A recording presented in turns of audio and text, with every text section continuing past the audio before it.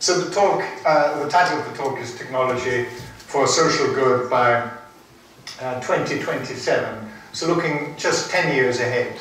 So when people make technology prognoses, they often look 20 or 30 years ahead because that's a very safe thing to do, because in 20 to 30 years time most people will have forgotten what people predicted. So 2027 is a bit more difficult because hopefully most of us will be alive in 2027. So I always have to try 3 or 4 buttons. Here we go.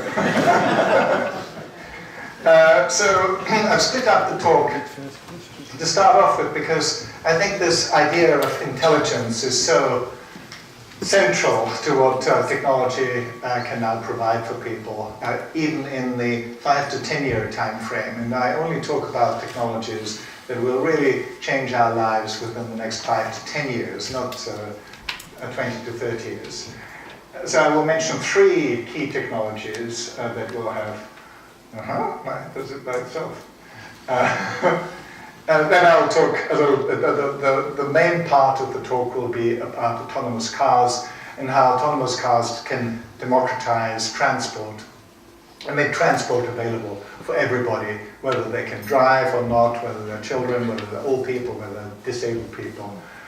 So autonomous and connected vehicles, these things are called ACVs, autonomous and connected vehicles. The connected part is just as important as the autonomous part, because by having connected cars, you know where all the cars is and where they're driving, and that collection of the data that you get of where cars are and where they're driving is incredibly valuable to plan the traffic in a city. And then I'll end up with some conclusions. Can you drive it? I'll rely on you. Next slide. So, what is intelligence?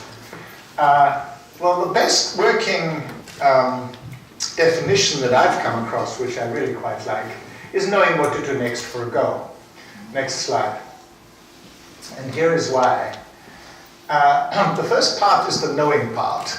So if you look at even very primitive life forms like bacteria, because they know a little bit about food gradients, for example, they can use their flagella to move towards the food, and if as long as they move up the gradient, they will go in this direction, and if it's down the gradient, they tumble and they'll try again. So they're just very, very simple rules that allow bacteria to be a bit more efficient in finding the food than if they didn't know about food gradients, about concentration gradients. Now, we know a little bit more about the world, so we have created these probabilistic models of the world that really allow us to make very sophisticated decisions about what to do, very intelligent decisions what to do about our lives.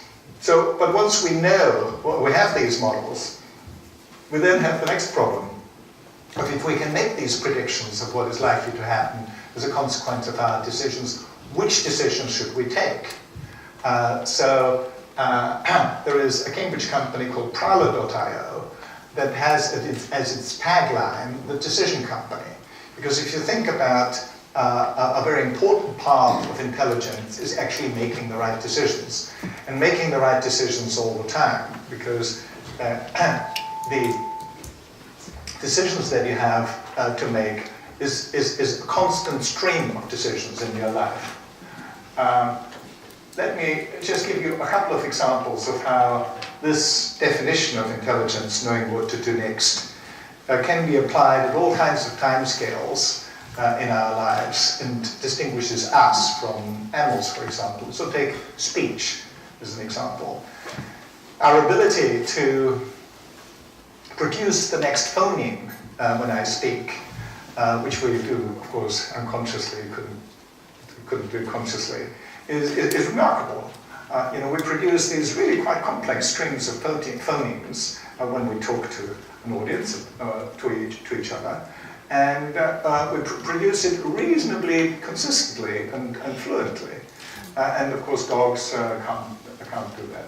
So this is something that is distinguishing humans from other species. But in a way, the most critical part of that definition of intelligence is for a girl. Because as we will see with a number of the technologies that I will touch on tonight, the technologies are really like more and more sophisticated tools that allow us to live our lives better. But what does living our lives better mean? We've got to find goals that we can agree upon. And Imagine, I think, has a wonderful series of lectures focusing on equality as one of the goals, which I think is very desirable. This badge that I wear here somewhere, here, is the 17 Sustainable Development Goals of the UN. So this is another set of goals that the UN, representing a fair number of people on Earth, have agreed upon. So choosing the right goals is actually quite a difficult subject and a key subject, because once people can agree on the goal, it's then much easier to organize, to make all these new technical tools that are available to us work for the right direction. A sort of an easy way out is a utilitarian goal to maximize the happiness for the largest number of people. And most people can agree that this seems a sensible goal to have. But to then distill that down into the details of what that actually means on the day-to-day basis is the tricky bit. Next slide, please. So, what are the key, in my opinion, there are three key technologies that have this potential of changing our lives within the next 5 to 10 years, in quite a short period of time.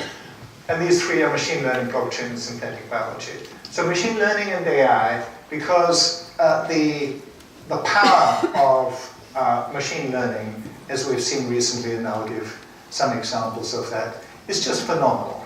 It is so much better than any tools mankind has ever produced before, compared with a hammer or a saw or even computer programming.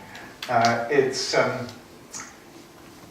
basically allowing us to teach machines about the world rather than having to program it. So this is a very fundamental step function increase in the usefulness of computers, that they can learn themselves from data sets that they're given.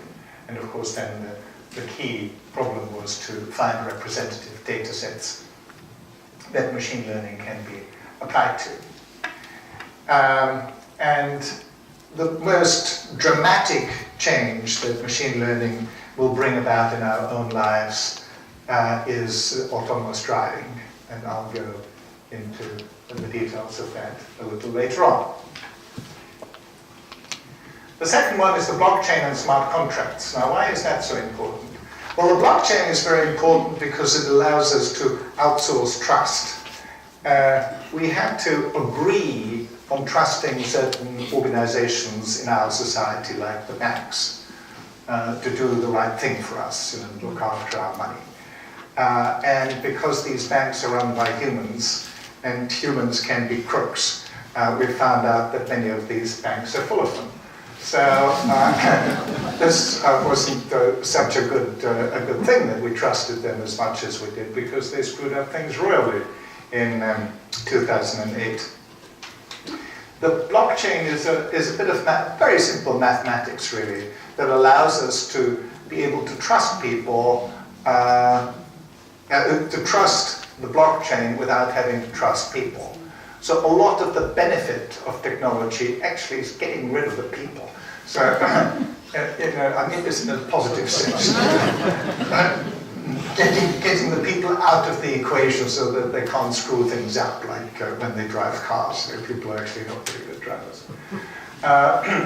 So the blockchain and smart contracts, more than the cryptocurrencies that are in the news all the time, are really, really fundamental to the restructuring of our financial system.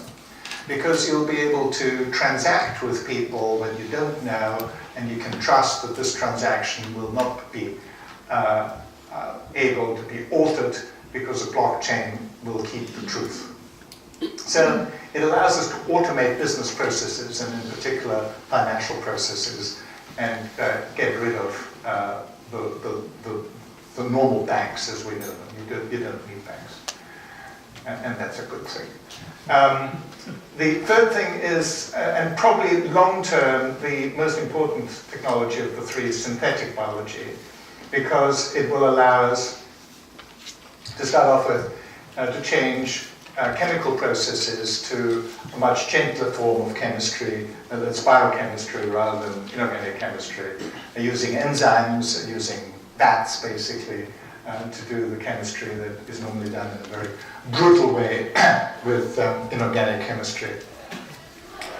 And it also allows us to evolve enzymes so that they're much more efficient than even natural enzymes, and will also allow us to create genes with great variation to allow us to optimize yeast, for example, or bacteria to do things that cannot be done easily inorganically. Long term, it will lead to Life 3.0. I don't know how many of you have read Life 3.0 by Max Tegmark. Anybody come across this book? Worth reading.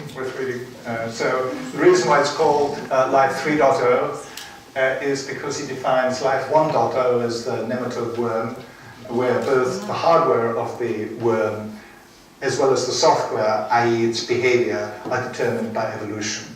So a nematode worm cannot teach its children what to do to find food. Life 2.0 is us. Our hardware is still determined by evolution, but our software, our culture, is sort of handed down from parents to children. We teach our children English or German or some language, and what is good and what is not, and what the Pythagoras theorem is. Life 3.0 is the period, probably happening sometime this century, when we also take control of our hardware. So at the moment our hardware is completely determined by evolution. But of course, once you can synthesize genes very effectively and precisely, as we do with Evonetics, which is one of the companies that I'm supporting here in Cambridge, which has the chance of doing for gene synthesis what we did with gene sequencing with Solexa to make it really cheap, really high quality. So these are the three, in my opinion, the three most important technologies that will allow us to reorganize the way we structure our society in quite a dramatic way. I should have said one very important part of synthetic biology, of course, is the effects on our health system. Because if you can find out what genetic defects cause monogenetic diseases, all these inherited diseases or rare diseases, and rare diseases are not rare. There are 8,000 of them. About 6% of the population have some sort of monogenetic defect. We can actually fix it. You can make sure that none of the children that are born in the future will have any of these diseases. You can also then go into genes that predispose people to certain kinds of cancer and fix those as well. So very, very, very powerful, very positive aspects for society in terms of the health system, but also very dangerous because you're basically tinkering with the basis of life. But this is going to happen. So the question is, what goals do we set? What rules do we set for society to allow this to happen? And fortunately, Britain in particular, with the Warnock Commission, has shown that we did this very well for embryo research, and I hope we will have a similar regulatory framework for synthetic biology. Next slide, please. So, many of you will have read about artificial intelligence, which has been around for a long time. In fact, it's been around for such a long time that I almost changed my PhD from physics to AI at the time. I was going to jump ship from physics to AI because I wanted to be part of the team that programmed the world chess champion computer that autumn. And it took another 30 years for this to actually happen. So I'm glad I didn't jump ship and finished my PhD in physics. But this is how old AI is. And the excitement that we had at that time about AI was, of course, totally justified just a little early. Because the basic ideas of AI were actually born in the 50s and 60s. Turing wrote very famously about AI systems before anybody else did. Well, now it really works. But the latest development that has been so spectacularly successful really is machine learning. And we recently produced a report on machine learning by the Royal Society, which I can highly recommend. And the way that report defines machine learning is the systems that learn from data rather than following pre-programmed rules. And that's really the exciting aspect of it, that you just expose the machine to data sets that you can collect from the real world, and it will draw its own conclusion about what the world does, what the processes are. Next slide, please. Examples of how this has worked really spectacularly well is speech recognition. I don't know how many of you are using Hey Siri or OK Google, but I use it all the time now, and it really rarely makes a mistake. It's quite spectacular. In fact, speech recognition now is better than human. Humans do not recognize speech as well as a computer. And there are some interesting details on that.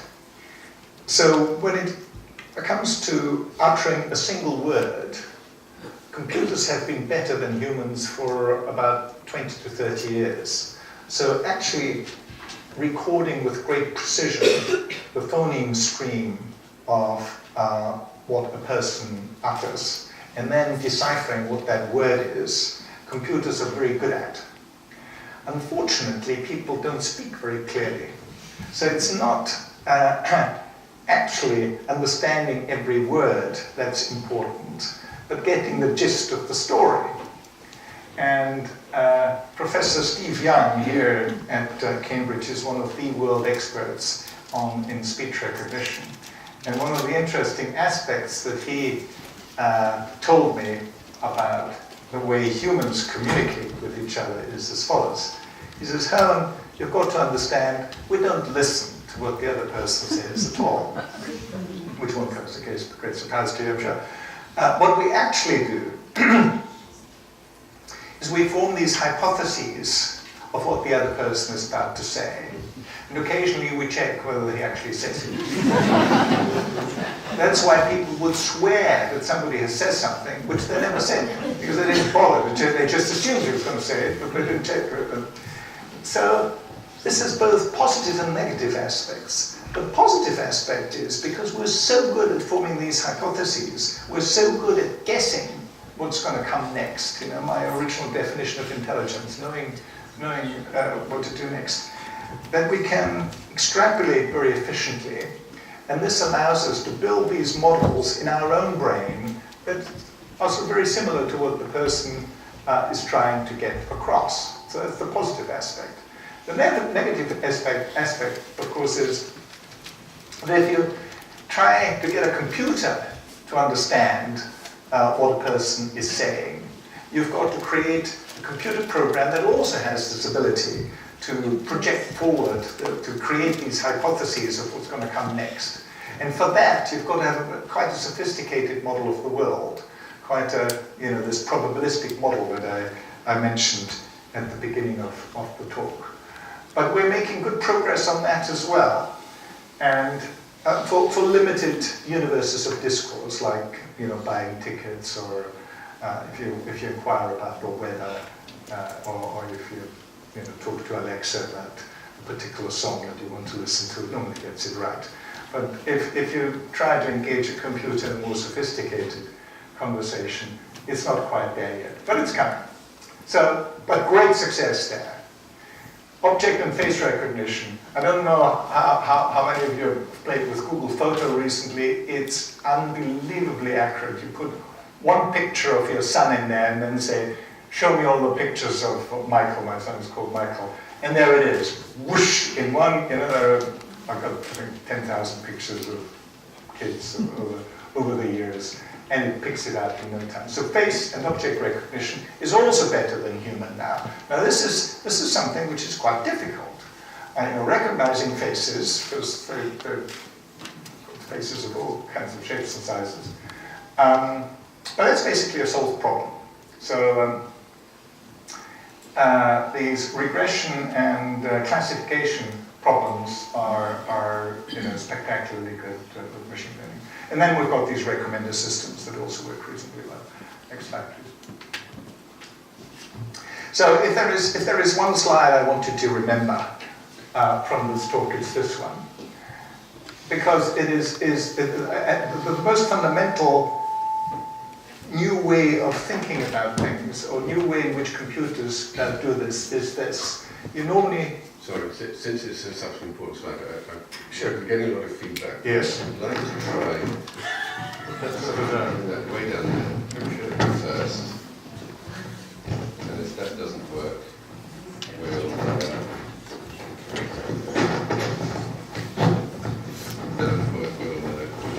have you show. Okay, well that sounds good. So, I'm sure all of you know that computers work on a binary system. That's what we've all been told, that it's all about zeros and ones. And the thing that is very seductive about zeros and ones is that you very quickly associate them with truth or falsehood. So 0 is false, 1 is true.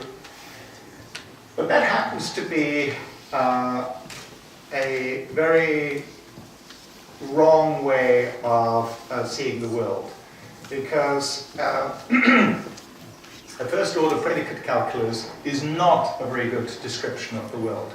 Things in the world are not normally true or false. They typically have a certain probability of being right. So the really powerful way of describing the world is always with probabilities. And this change in mindset from thinking that you can make a decision on whether something is right or wrong, which we'd love to do, of course, and which the zeros and ones suggest, turns out to be quite a poor way of describing the world. When we finally embrace this with machine learning and realize that really everything should be a probability, that's where the power comes from. What do you give up? You give up determinism, of course, because the whole thing becomes statistical. But what do you gain? You gain this transition from programming to teaching, that you just show the data to a computer, and the computer will give you a probabilistic answer. But the key to the whole thing working, and the key, or the reason why artificial intelligence did not work, machine learning did not work for so long, was the availability of data.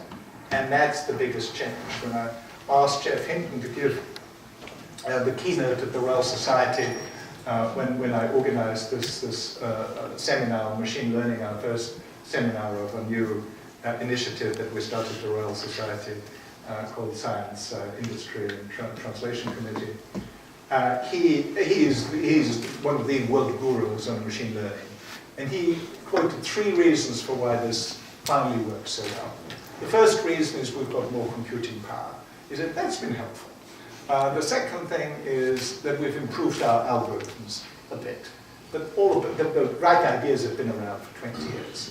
The real difference was the availability of the data sets that we can now use to train these machine learning problems. But I come back to the number one problem that I think probably should be the key discussion for tonight, because we were talking about technology for society. It's not the technology itself that's good or bad, it's what we do with it. what are the goals that we can agree on that we should use the technology for? And we would like them to be human goals, of course, which creates the gene problem. Next button, and here he is.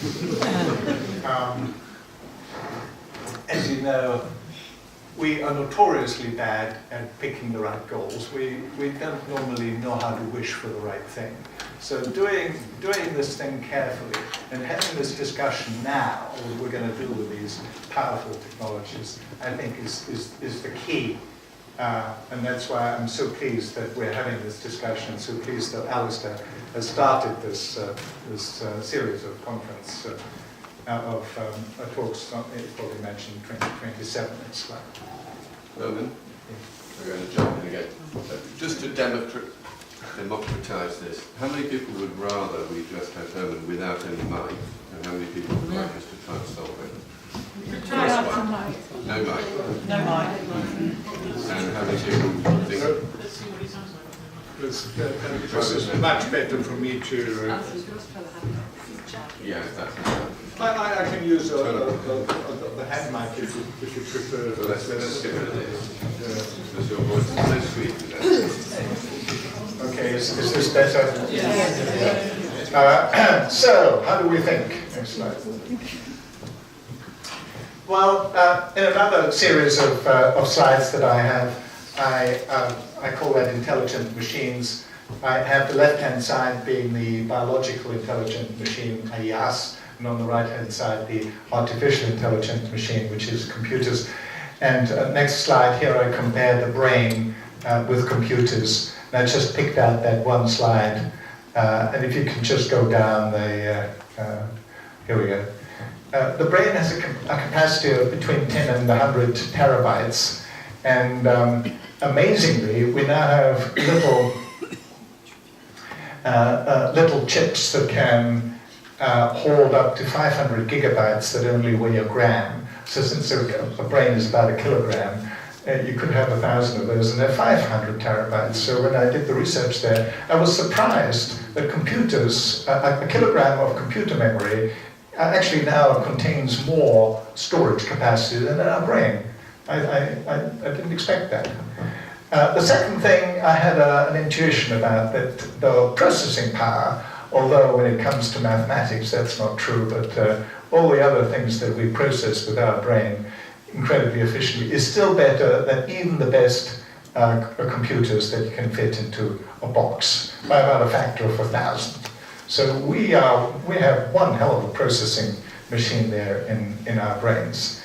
The most amazing thing, though, is that we can do all this with 20 watts. So the equivalent computer would have 20 kilowatts. So it needs a little power station to drive something that is as powerful as us. So we're 10,000 times better. And we have 100 trillion connections as well, which is great. Next slide.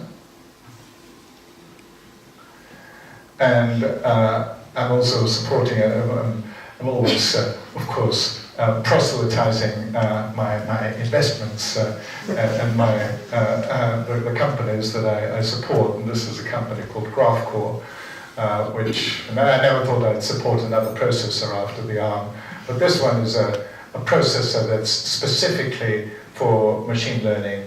It's actually not one processor on the chip, it's 7,000 processors together with 600 megabytes of RAM, and it is in danger of becoming the largest chip in the world next month.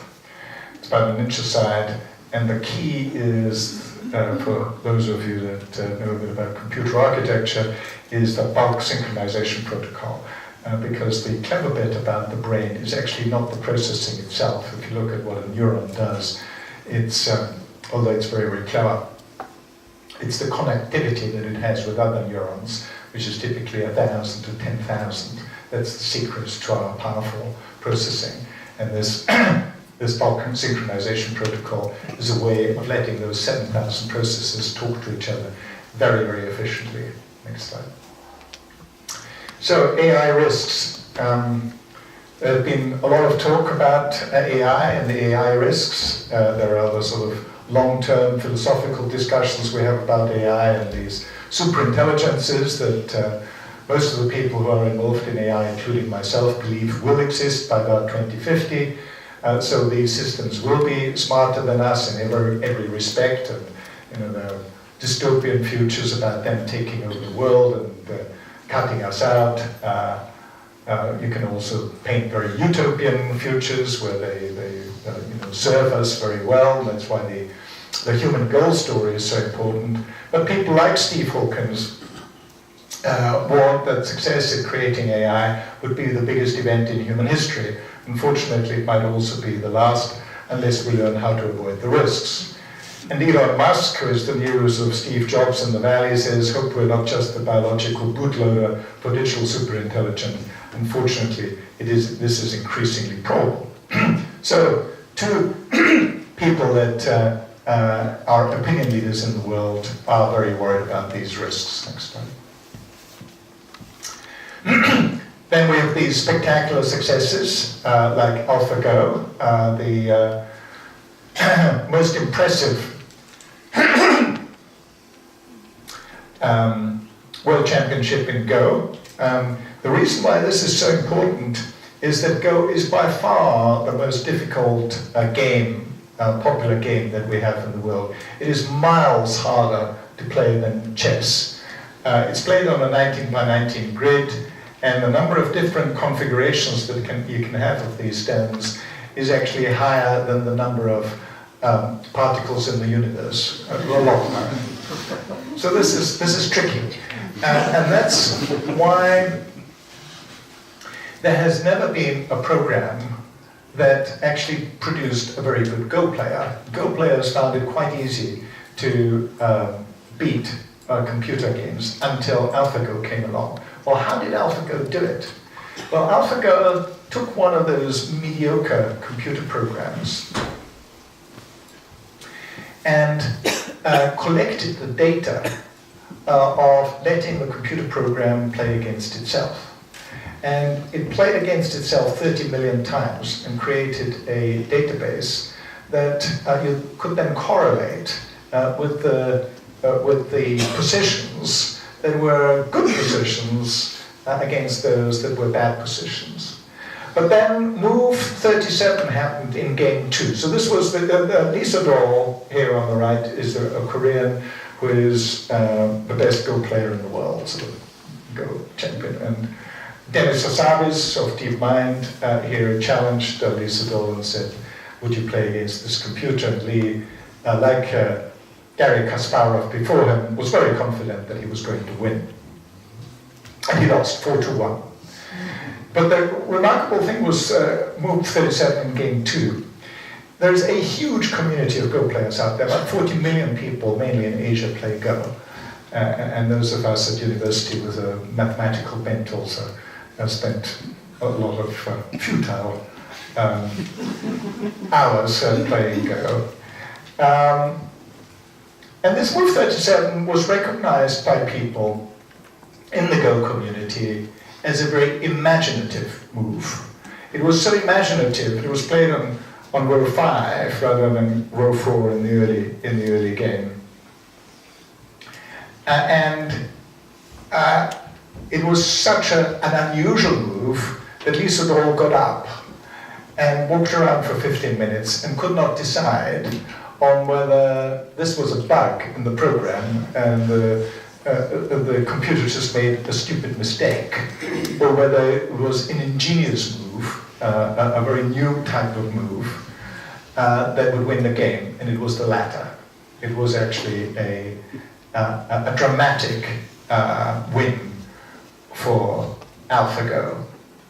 Fortunately, there then was a move 78 in game 4, which was equally brilliant, but played by the human. And that was the one game Lisa Doll won, so there is hope for us yet.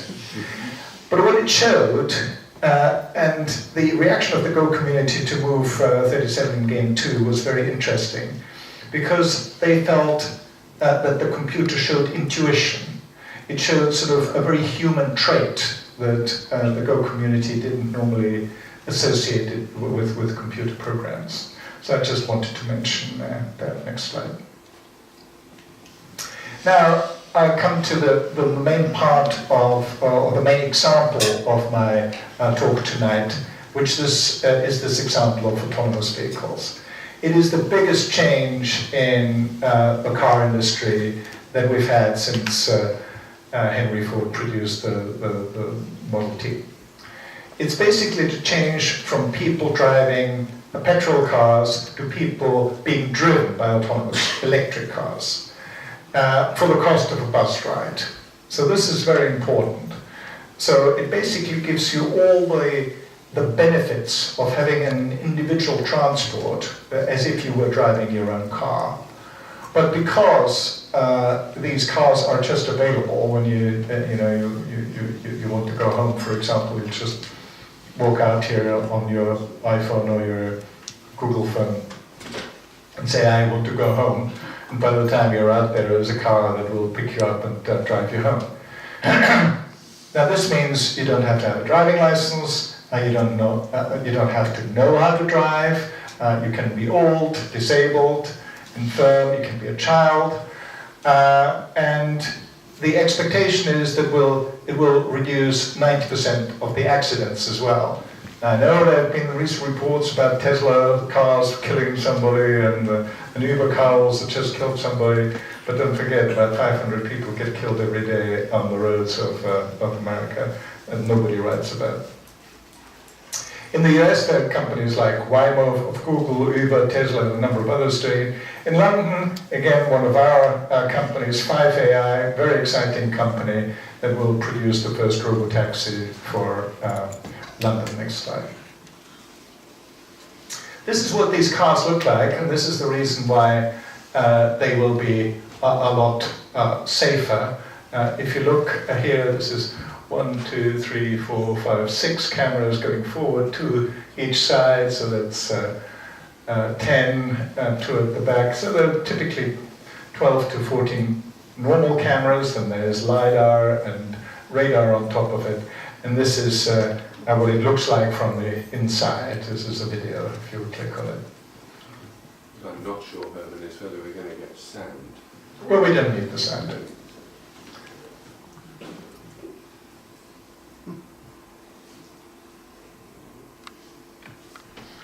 So if you make it the full screen. So this is a Tesla. We're inside the Tesla. You see the guy doesn't have his hand on the steering wheel, so it drives automatically.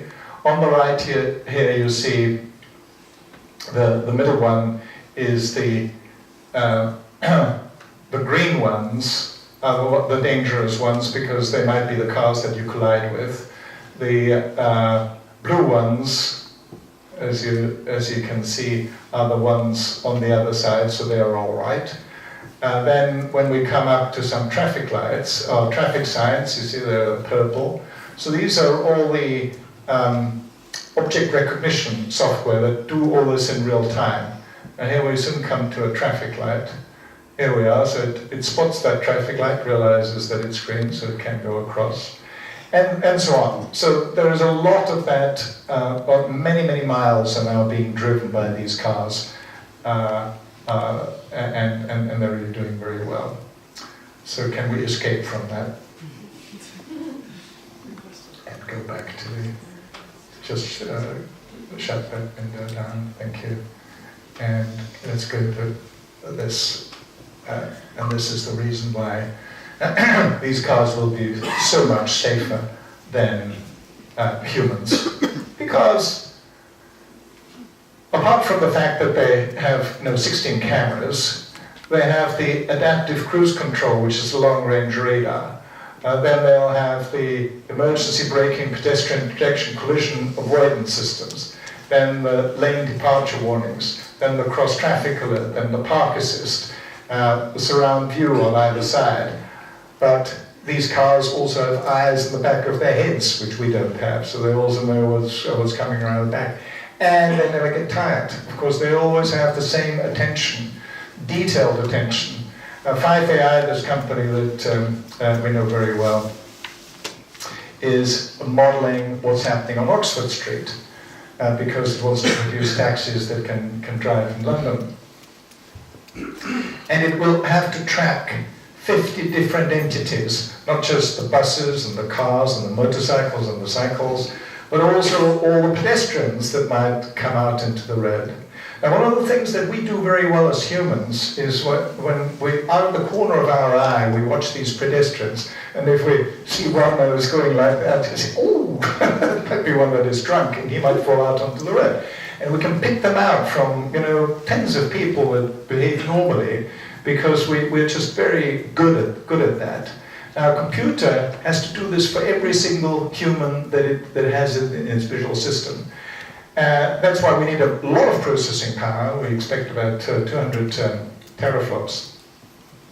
But it can do that, and it can do it all the time, and it never loses attention. It doesn't matter, what temperature it is, and so on. So that's why the expectation is that they will be a lot safer next time. And this is how the convolutional neural networks work, and how they can recognize that. I won't go into the details of that next slide.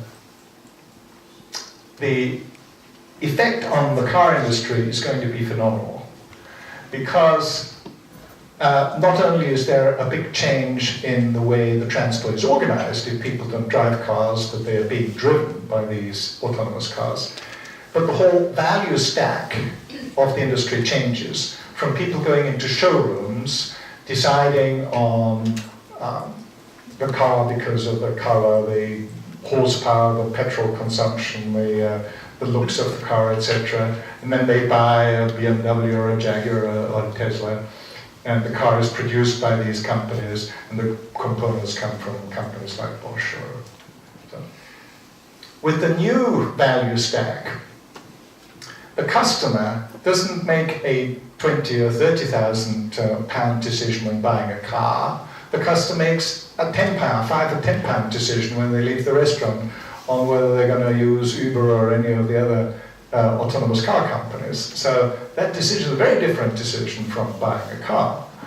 The software also comes from a different set of suppliers, not BMW or Tesla is an exception, but by companies like 5AI and Uber. And where is the car going to come from? Because the customer of the car company will no longer be you as the user, but will be the robo-taxi company, the autonomous car company. And their number one criteria will be cost. So when BMW comes up with a new, shiny, really powerful car, do they care? No.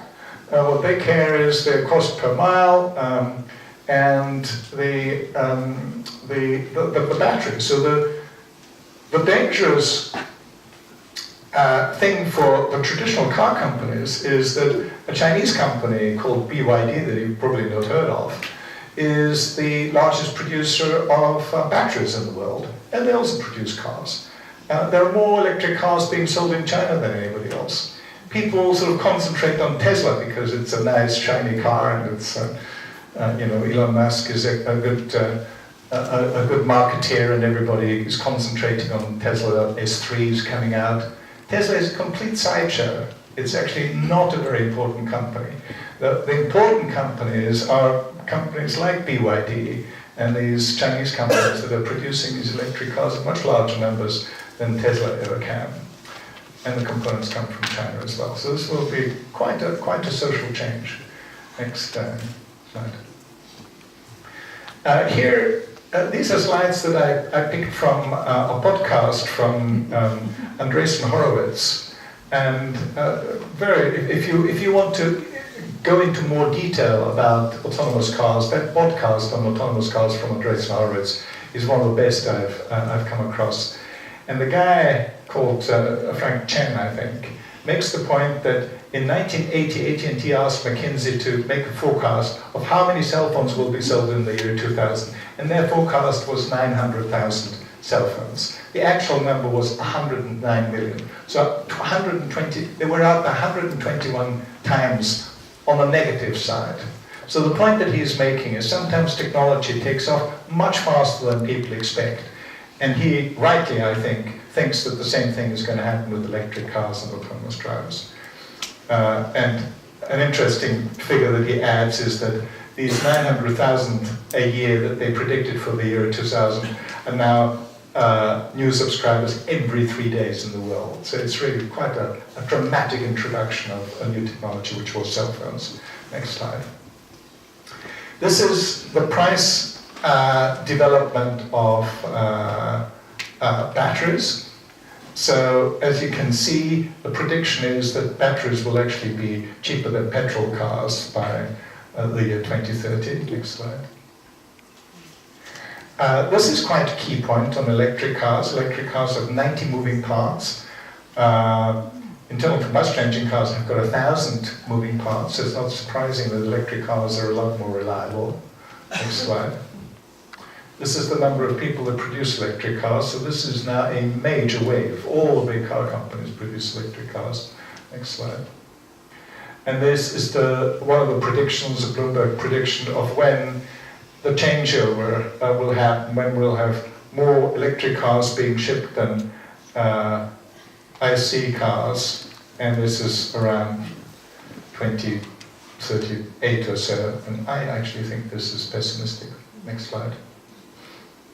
This is the price thing, so this is how much it costs to drive to drive yourself, and this is the cost at the moment, and as you can see, being driven by a self-driving car will soon be cheaper than driving yourself per mile. Next slide. This is an interesting slide on the propensity of people using such services. So, not surprisingly, the 18 to 24-year-olds, there are lots of them, so what is that, 30%, 40%, over 50%, or 50% of the young people now use Uber or Lyft or any of these companies, and of course this goes down to about 4% of 65-year-olds. But there is a willingness of young people to embrace this new way, this idea of transport as a service, rather than driving yourself. Next slide. Next slide. This is evolution versus design. This is this point that I made that evolution is coming to an end because of synthetic biology. Next slide. Well, this is just go through these. So this is Aristotle and Bayes and Alan Turing, and the last one that we didn't have enough time for was the artificial intelligence one.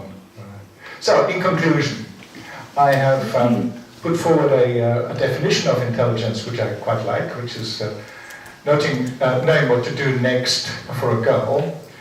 I talked about these 3 technologies that, in my opinion, will have a significant effect on our lives within the next 5 to 10 years. And my last point was that autonomous connected vehicles can really democratize transport and be a movement for good in society. Thank you.